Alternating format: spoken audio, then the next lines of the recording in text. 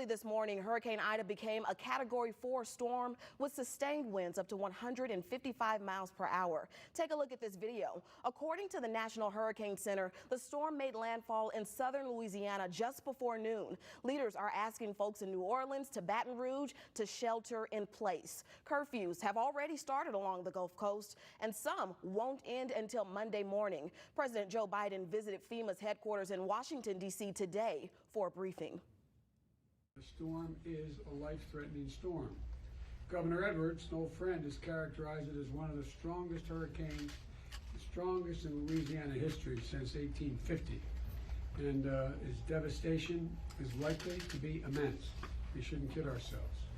And so the most important thing I can say right now is that everyone should listen to the instructions from local and state officials, just how dangerous. President Biden went on to say that as soon as the storm passes, rescue and recovery will take place. Now, we want to take a live look at Hurricane Ida right now. Let's start out with this view from New Orleans, where the wind and rain is battering the city. I mean, just take a look at this camera. It is shaking. You can barely see anything there. Meantime, in Baton Rouge, an eerily quiet scene as the storm inches closer. At last check, more than 350,000 people are without power currently in Louisiana. Meteorologist Trevor Birchett has been covering this storm for days. Hurricane Ida is hitting our neighbors down south hard. We're talking heavy rain, wind, and storm surge. Trevor, what's the latest?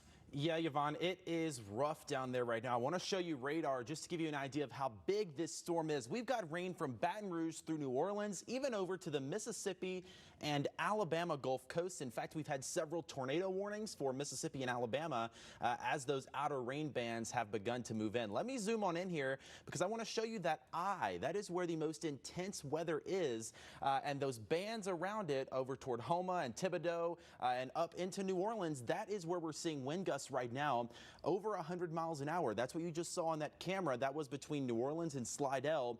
Absolutely insane winds, even a lot of lightning on the southeastern eyewall. That is a sign that the storm is continuing to intensify. And we just showed you Baton Rouge as well. There you see it. Nothing right now, but give it another hour or two and they are going to be in the same situation. And as you know, this storm is expected to continue to move off to the north and eventually to the northeast. That's going to bring some impacts right here into Memphis and the Mid-South by about this time tomorrow. Coming up in just a few minutes, I'll tell you exactly what we can expect here in the Mid-South and what time you need to be prepared. Yvonne. Trevor, thank you so much. Now, we knew that this storm would be powerful. Again, you've been talking about this for quite some time. This is a look from the sky inside of the NOAA Aircraft Operations Center. The crew is literally flying into the eye of the hurricane right over the Gulf of Mexico. Incredible view, but terrifying what's happening on the ground right now. Absolutely. And you're going to, of course, keep us covered. And Trevor, we appreciate that. Absolutely. The power team from Memphis is heading down south. 13 members of the Emergency Power Planning and Response Team are en route to Louisiana. So far, the U.S. Army Corps of Engineering has received 6 FEMA mission assignments and alerts. This includes planning and response teams for debris, temporary roofing, infrastructure assessment, temporary housing, and temporary power in support of those missions.